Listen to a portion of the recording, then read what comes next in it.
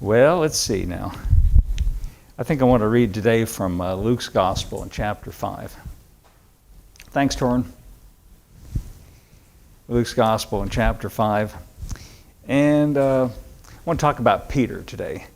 And, of course, we all know who he is. Of course, in the beginning here, he's called Simon. And that's actually his name. Peter is kind of like a nickname, actually. Jesus gave him that name a little later on. And it means rock, I guess. And so in this first account here, this first story we're going to read in Luke chapter 5, they're calling him Simon, which is his given name. It occurred to me it might be interesting to look at a few incidents in the life of Peter and just see what we can learn from his interactions with Jesus. And I'm going to read Luke chapter 5, starting with verse 1. And it came to pass that as the people pressed upon him, that is Jesus, to hear the word of God, he stood by the lake of Gennesaret and saw two ships standing by the lake, but the fishermen were gone out of them and were washing their nets. And he entered into one of the ships, which was Simon's, and prayed him that he would thrust out a little from the land. And he sat down and taught the people out of the ship. Now when he had left speaking, he said unto Simon, Launch out into the deep, and let down your nets for a draught. That word looks like drought to us, but that's the English spelling of what we pronounce as draft. And it has many meanings, by the way. In this case, it can mean whatever you take in when you put your nets down, whatever you gather into your nets. That's the meaning of it here. So he says to Peter, or actually Simon, that's what he's called here. He said to Simon, Launch out into the deep and let down your nets for a draught, or a catch, in other words. Verse 5, And Simon answering said unto him, Master, we have toiled all night, and have taken nothing. Nevertheless, at thy word, I will let down the net. And when they had this done, they enclosed a great multitude of fishes, and their net brake. And they beckoned unto their partners, which were in the other ship, that they should come and help them. And they came and filled both the ships, so that they began to sink. When Simon Peter saw it, he fell down at Jesus' knees, saying, Depart from me, for I am a sinful man, O Lord. For he was astonished, and all that were with him, at the draught of the fishes which they had taken. And so was also James and John, the sons of Zebedee, which were partners with Simon. And Jesus said unto Simon, Fear not, for from henceforth thou shalt catch men. Now, this is, in Luke's telling of the gospel, this is Jesus' first meeting with Peter, called Simon here. And there's a couple of things I noticed when I'm reading this story. Let's start at the end first. Let's take the last thing first. You know, when Peter, I'm just going to call him Peter because that's the more familiar name. He becomes Peter later when he gets that name. Here it does say Simon Peter in verse 8. When he was confronted with this reality, you might say, or this miraculous presence of God in the person of Jesus, his first reaction was he felt guilty. He felt unworthy, I suppose, the best way to explain that. He said, Depart from me, for I am a sinful man, O Lord. It convicted him in a way of his own shortcomings and failings. But here's a couple of things I want you to notice about that. Though he was experiencing this kind of reaction of his own unworthiness in the presence of this manifest, reality of God, and expressing his own sense of his own, failings and sinfulness, you notice that Jesus didn't say anything to reinforce a guilty feeling. In fact, what he said to him does just the opposite. It's designed to deflect away from that and to erase that kind of sense that Peter was experiencing. When Peter said, Depart from me, O Lord, for I'm a sinful man, Jesus said to him, Fear not. That's the first thing he said. Again, I like to attract your attention to this. Jesus, angels, emissaries from heaven, whoever they might be, generally the first thing they say when they meet somebody is, fear not. Don't be afraid. You know, we, and I like what Janet had to say a minute ago, we living in this physical world, dealing with physical limitations and dealing with our own shortcomings and our own, fears and anxieties, we have a tendency to get anxious and to be afraid. But Jesus comes to us from a higher plane, from a higher place, and from his perspective, what he says time and time again is, don't be afraid, fear not. And I like to say, I've said this many times, if Jesus came walking in this room today, and he could, he could do that. You understand? He can do that. He can do whatever he wants to do. Sometimes people say, well, Jesus is a soon-coming king. I never say that. I say he's king right now. What he does in the future, that's his business. But he can do whatever he wants to do. We don't have to have a vote about it, And I always like to say that just in case he might want to take us. What would we do? What would be your action if the door opened back there? And of course that happens during the service sometimes. People come in and instead of just, somebody who's not here shows up a little late and comes in, we look back and there's Jesus comes walking in.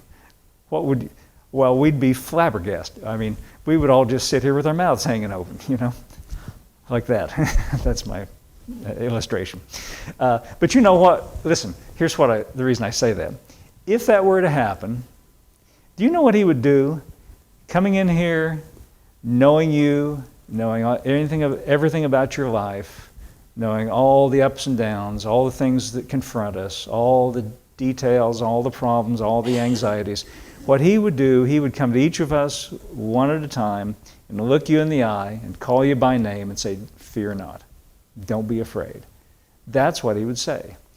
And then whatever else he wanted to say. But that's how he starts here to Simon Peter. When Peter is experiencing this sense of personal, shortcomings or unworthiness, he says, depart from me, I'm a sinful man. Jesus could have said, yeah, you sure are. You better get straight, you backslidden buzzard. I heard a preacher say that once. I thought that was kind of funny. He could have said something like that, but he doesn't. He never does say anything to make people feel worse. In fact, even when confronted with people who are manifestly guilty, he does everything he can to go in the opposite direction and to comfort and to say, to not condemn. He never condemns. He never makes people feel. The only people he has a problem with and he hits pretty hard with are the Pharisees, those religious, sort of self-righteous people. He's pretty tough on them, but regular, ordinary folks like you and me and like Peter here, what he says seems designed to say, you know what, Peter, don't worry about that. I've got a better plan. I've got another idea for you. And that's the second thing I want to say about this, starting at the end, when Peter says, depart from me, for I'm a sinful man, O Lord. Jesus came to him at this situation. Of course, the situation was Peter was just going about his life, and Jesus wanted to use his boat, and we saw that to preach from. But Jesus didn't get in the boat and say, wow, I didn't realize what kind of sinner you were. I'm going to find me another boat here. He didn't say that. He interacted with Peter just where he was. He came down to the level of Peter. He met him where he was. He didn't ask Peter to go and get cleaned up. He didn't say here, yes, Peter, you are a sinful man. You need to go get your life straight and then come back to me after you've, made some corrections, and then maybe we'll talk about being a disciple. He met him right where he was. And I like that about Jesus. He comes right to where we are. And it's that way many times, sometimes when we understand, the concept of faith or the idea about faith that we're supposed to believe. Sometimes we get this in our minds that we've got to have this perfect faith, and never do or say or, act in the wrong way, or that spoils it or ruins. No, that's not true at all. He meets us right where we're at. He meets us on the level where we're at. Wherever we are, he comes to where we are. And that's what he does with Peter here. He meets him right where he is, right where he's at. And then he doesn't leave him there. He says, I can do more for you. He says, fear not, for henceforth thou shalt catch men. He doesn't say, you go and do it. He says, this is something I'm going to do this. He takes on this role of the one who makes corrections, makes things right. The second thing I noticed about this is, in this story, he comes along, as we saw, and there's a big crowd. He's wanting to preach to them, so he gets in Simon Peter's ship and has him push out a little bit, and he preaches to the people out of the boat. And then, having made use of his boat and having come into contact with him, he's in his boat now. He says, now go launch out into the deep water and get a catch. And Peter, being an experienced fisherman, as we saw, says, Lord, we've toiled all night and taken nothing. And that really speaks to me because, sometimes in our lives we feel like that, making a metaphor out of this, we feel like, we've done everything we know to do and things just don't seem to be working. I don't know if you've ever felt like that.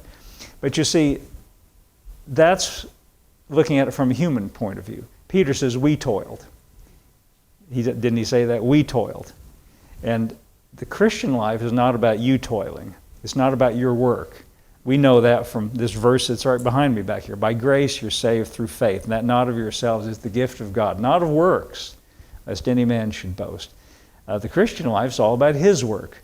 And so, Peter says, we toiled all night and have taken nothing, but nevertheless at thy word.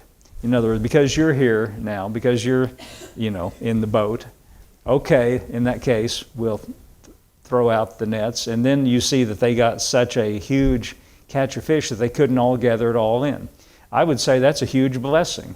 The observation I draw from this is when he's in our boat, so to speak, when we're in this relationship with Jesus, he comes to bring us blessings. He comes to provide blessings for us.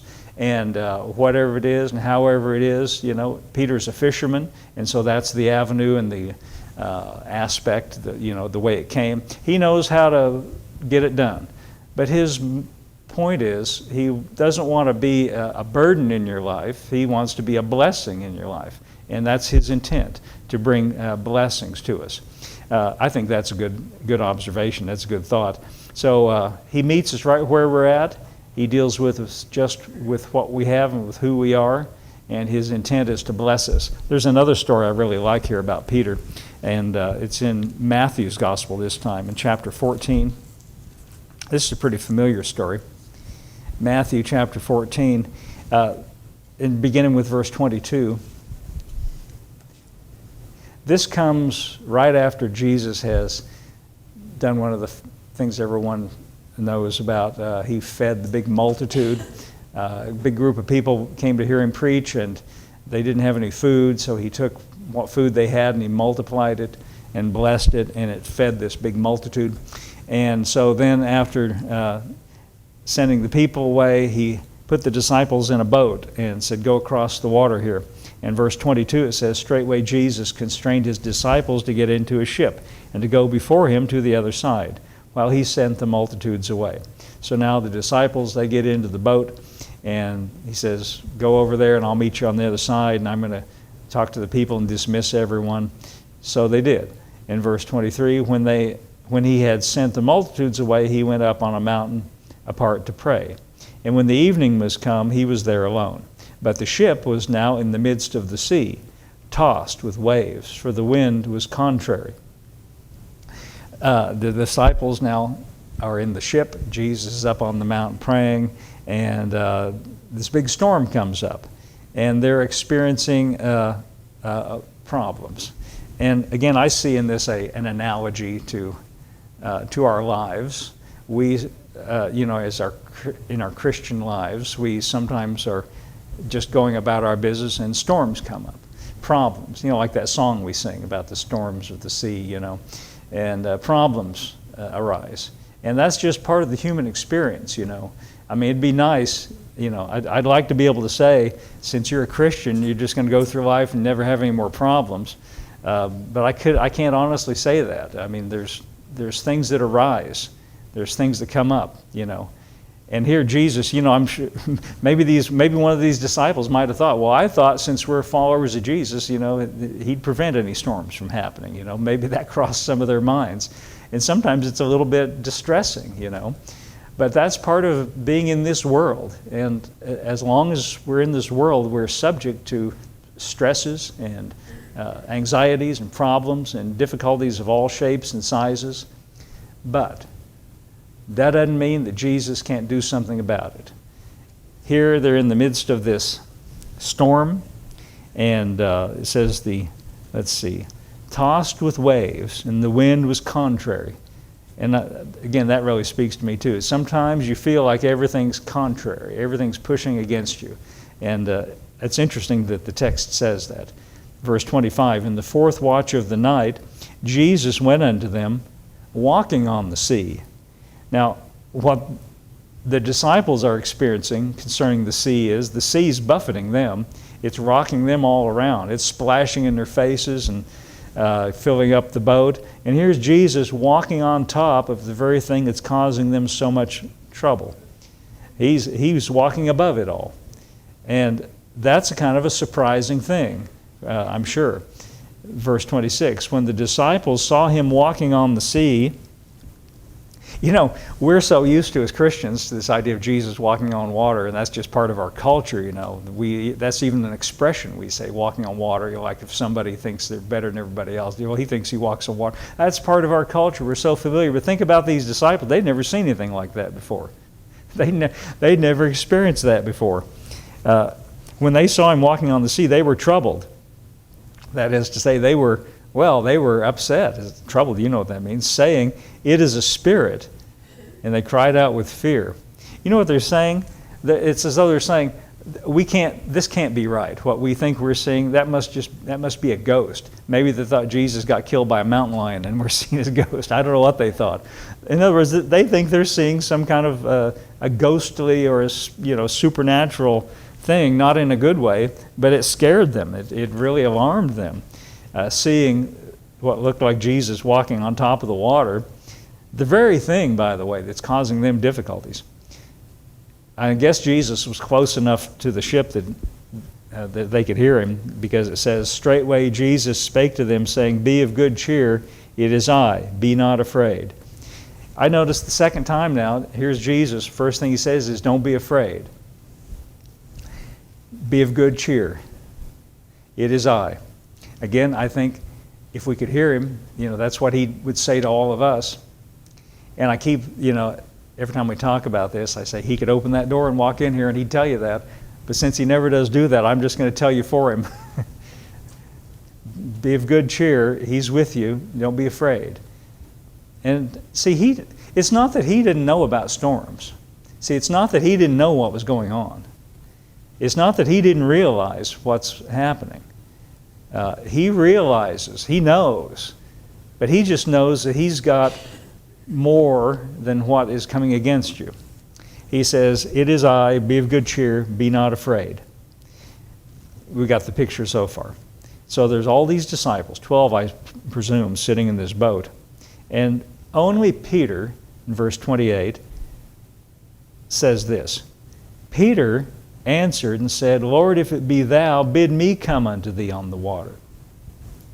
I think, as I've read this over and over again, I think what's in the mind of Peter is, they're seeing Jesus walking in a way that is not normal, not natural, not, you might say, the common human experience, walking on top of the sea. I think what Peter is saying here is, I'm not satisfied just seeing it in you. I want to experience it in me. I don't want this just to be something that's talked about on Sunday morning in church, in other words. You know what I mean? I want to experience this reality for myself. I think that's what Peter's saying. And I think that's commendable, don't you? And maybe you feel the same way. I do. I don't want this just to be something we talk about and it's just pretty words. I want to experience the same reality, don't you? Yeah, so I identify with Peter here.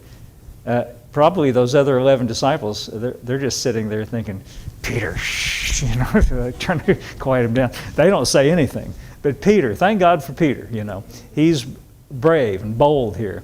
And he says, if it's really you, see, Jesus just got through saying, cheer up, it's me, right? And so Peter boldly said, okay, fine, if it's really you, if this is really you, bid me come to you on the water. I want to experience it. See, kind of throws him a challenge. Well, now, you see, when Peter said, if it's really you, bid me come to you on the water, what's Jesus going to say now? No, it's not me, don't come. But listen to this. He's perfectly willing. In fact, I think he was pleased with that. Peter's desire to walk just like Jesus, to experience the same kind of life that Jesus is experiencing. And so in verse 29, that's Jesus. Jesus said, come. Peter said, bid me come, if it's really you. So he said, all right, come. Now what's Peter going to do? Now the ball's back in Peter's court. Now think about what Peter had to do next.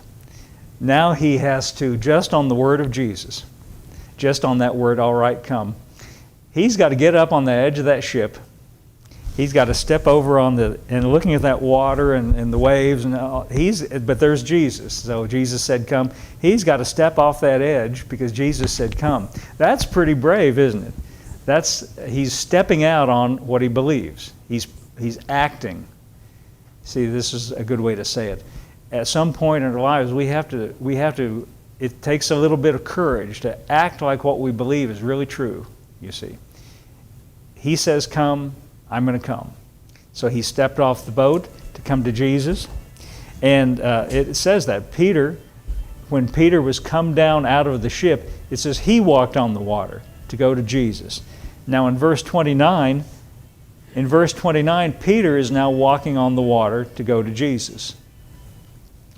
I think that what we can say about this is, when it says, Jesus says, come, and he's walking to go to Jesus, I think the conclusion we can draw in here is in his mind, he's purely thinking about nothing else than the fact that Jesus said, I can come, so I'm going to come. And he's looking at Jesus. He's considering nothing else except this relationship with Jesus. He's looking right at him.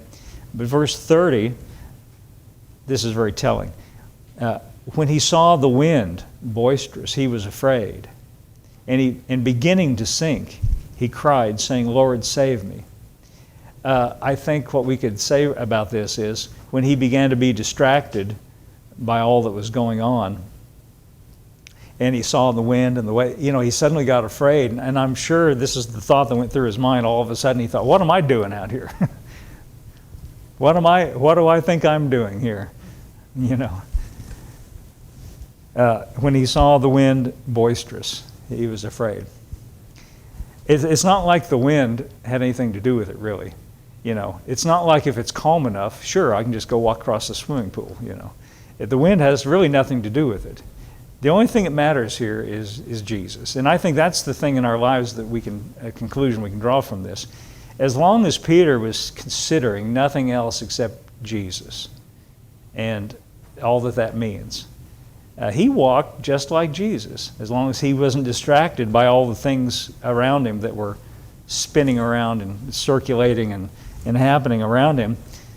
And so it said he was afraid when he began to take all these other things into consideration. And listen to this, beginning to sink, he cried, saying, Lord, save me. Again, this is remarkable. I've never heard of anybody beginning to sink except this. When you go to the pool and you jump in the water, you don't begin to sink. You just sink, isn't that right? But Peter, as his faith began to drain away and was replaced by his fear, it says he began to sink. Now, this is a failure on Peter's part. I think we could agree with this. But get this, Jesus is bigger than his failure.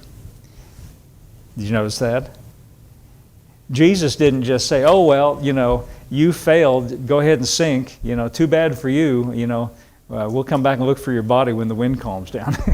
He didn't say that. He didn't let him go down. It says that Jesus immediately, verse 31, Jesus stretched forth his hand and caught him and said, O thou of little faith, wherefore didst thou doubt? In other words, why'd you quit believing, But get this, even though Peter failed, it was a good attempt here, but even though Peter failed, Jesus still met him right where he was and made the situation right. Never chastised him. Well, I guess you could call that a little correction. O thou of little faith, wherefore didst thou doubt? It's more like saying, hey, I'm here. What'd you get afraid for? That's kind of what I read into this. Again, I think the bigger picture here is that there's really, I'm going to say something really bold here. In our Christian life, there's really no such thing as failure. We sometimes think that. Oh, I failed, I made a mistake. But as long as you're in this relationship with Jesus, He's bigger than your failures. He's bigger than your shortcomings. You see, Peter, we could say, from Peter's point of view, he failed, but Jesus reached out and caught him, said, what'd you get afraid for, Here I'm still here, He's bigger than our failures. There's no such thing as failure. There's no reason to ever be afraid. He's bigger than all those things. So I think that's a good conclusion. Now let's look at one more illustration from Peter's life. This is at the end of his relationship with Jesus, at the end of his, at least the earthly part. This is in Matthew's Gospel, chapter 26. I'm going to start reading with verse 31. Matthew's Gospel, chapter 26, verse 31. Now this is at the event we call the Last Supper. In fact, just a few verses earlier are the words that we read when we do the communion, where Jesus took the cup and He said, this is my blood of the New Testament, which is shed for many for the remission of sins. And as soon as that was done, He said this to them, verse 31. Then saith Jesus unto them, all ye shall be offended because of me this night. For it is written, I will smite the shepherd, and the sheep of the flock shall be scattered abroad. But after I'm risen again, I will go before you into Galilee. Peter answered and said unto him, though all men shall be offended because of thee, yet will I never be offended. Now this is a very bold statement on Peter. We all know where this story is going. And so he's saying something that he can't fulfill.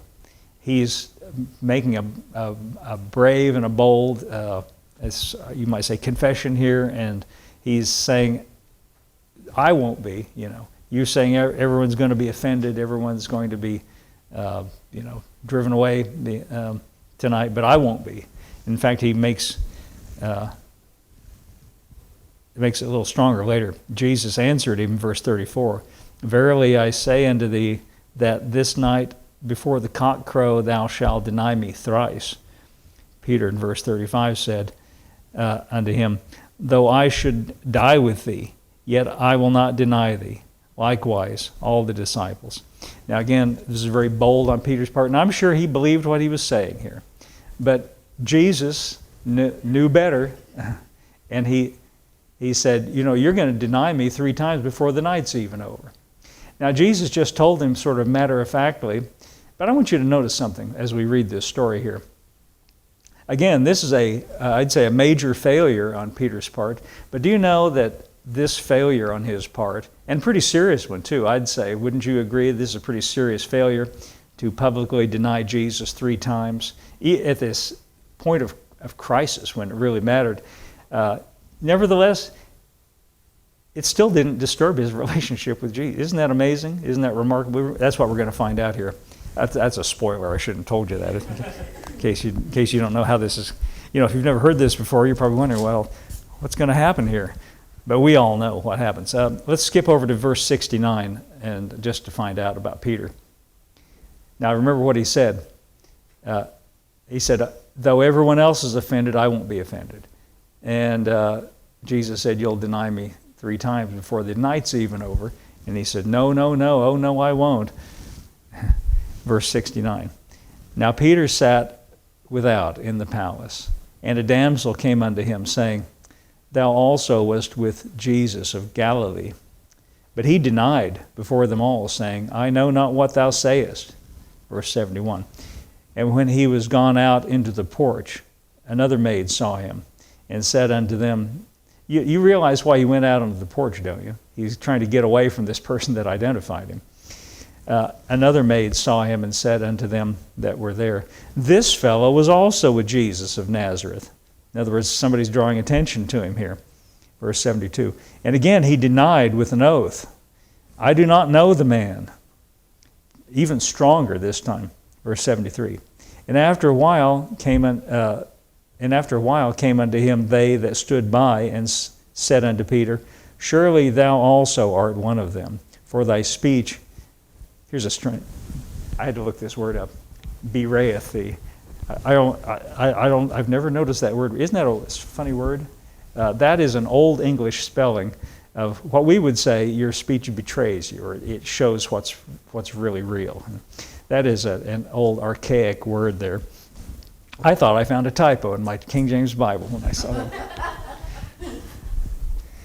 I mean, if I'd written that word in a text message, somebody'd say, well, anyway, yeah, the correction thing wouldn't let me do it, I'm sure.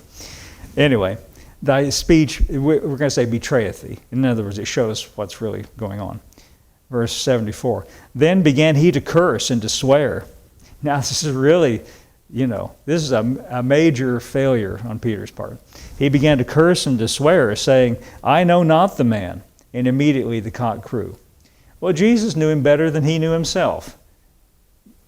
Did you know that that's true with all of us too? He knows us inside and out. Jesus knew what Peter's made of, and yet he loved him anyway. And you would think that if anything was going to cause Jesus to cut the ties and to, reject a person, this is a pretty serious matter. It didn't disturb his relationship with Jesus at all. But it disturbed Peter, and that's for sure. Verse 75. And Peter remembered the word of Jesus, which he said unto him, Before the cock crow, thou shalt deny me thrice. And he went out and wept bitterly. He obviously, we can identify with this, we can understand. He's very upset, he's very disturbed, and I'm sure he feels horrible about this. Yet nevertheless, he's in a relationship with Jesus, and though he failed, Jesus didn't fail him. I want to use another gospel to show you what happened about this, what I believe is a direct connection to this. This is in John's gospel in chapter 21. John chapter 21 and verse 1. This is now after the death of Jesus on the cross and after his resurrection, and the disciples are all, what we would say, hanging out together. Verse 1, John chapter 21, verse 1. After these things Jesus showed himself again to the disciples at the Sea of Tiberias, and on this wise showed he himself. There were together Simon Peter, and Thomas called Didymus, and Nathanael of Cana in Galilee, and the sons of Zebedee, I think that's James and John, and two other of his disciples. Simon Peter said unto them, I go fishing. In other words, I'm going fishing. They say unto him, We also go with thee. And they went forth and entered into a ship immediately, and that night they caught nothing. Now this immediately reminds me of when Jesus and Peter first met. Doesn't it remind you of that? The same thing happened again. And this is at the very end now. And, I don't know what we can read into this, of the fact that Peter says, I'm going fishing. Some people have interpreted it that he felt so discouraged, he says, well, I'm just going to go back to being a fisherman. That may be. That's possible. I don't know. But definitely here, he's gone out fishing, and they didn't catch anything. Verse 4.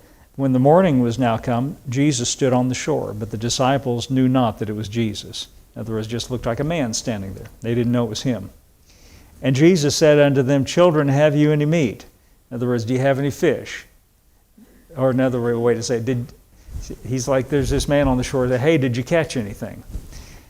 They answered, no. And he said unto them, Cast the net on the right side of the ship, and you shall find. They cast therefore, and now they were not able to draw it for the multitude of fishes. Just like what happened in the very beginning. Isn't that right? Yeah. Now, therefore, that disciple whom Jesus loved, by the way, that's how John, who wrote this gospel, that's how John refers to himself. Isn't that nice? This is like John's way of saying, in my relationship with Jesus, here's what it's about.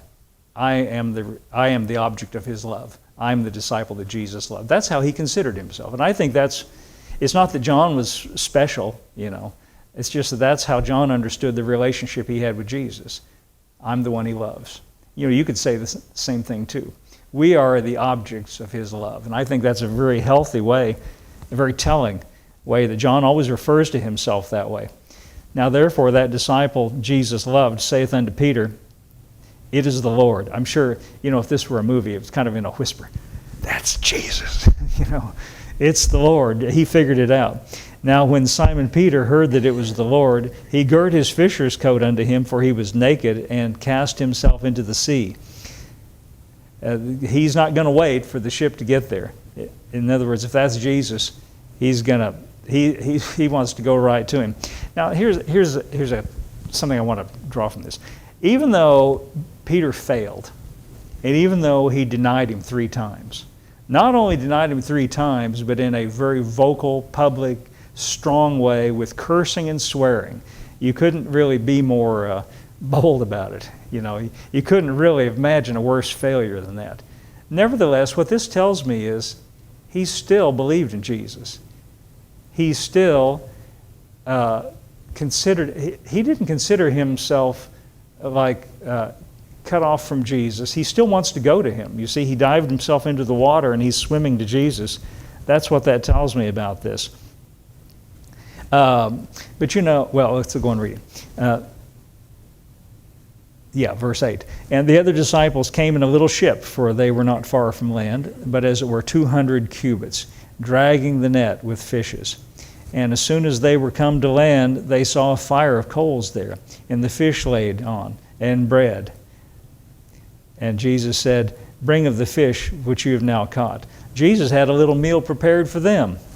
Isn't that interesting? Simon Peter went up and drew the net to land full of great fishes, 153. For all there were so many, yet the net was not broken. Jesus said to them, come and dine. Peter probably, he must have been thinking in his mind when he figured out that this was Jesus. Now, how's he going to act? Is he going to be mad? Is he going to be upset? Again, Jesus, everything he's doing and he's saying is sending the message, I'm not mad, I'm not upset. I'm here to bless you. He's trying to, I think, in everything that he's doing and saying, to relieve and erase any sense of doubt or fear. Come and dine, he said. And none of the disciples durst ask him, who art thou, knowing that it was the Lord. This must have been a very strange experience for them. Jesus then cometh and taketh the bread and giveth them the fish likewise. Now, this is now the 3rd time that Jesus showed himself to his disciples after he was risen from the dead.